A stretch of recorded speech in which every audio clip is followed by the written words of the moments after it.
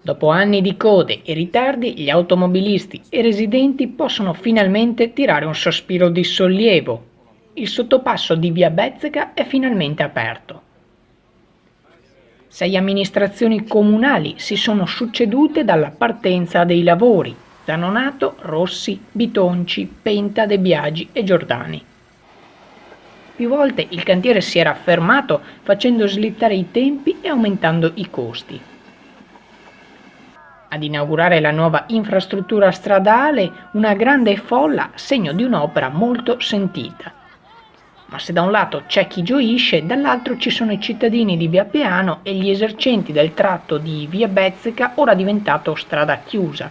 Per loro la battaglia per non essere dimenticati dalla giunta è appena cominciata.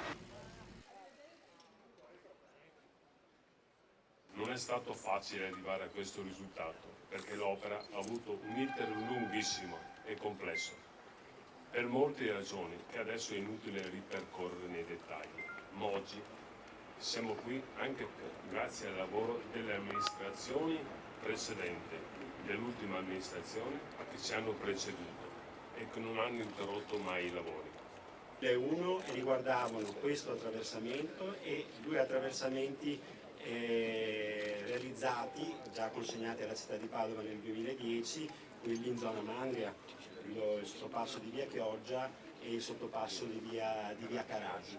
Esatto, quindi consegnati nel 2010. I lavori iniziarono nel 2013 e oggi finalmente li consegniamo alla città.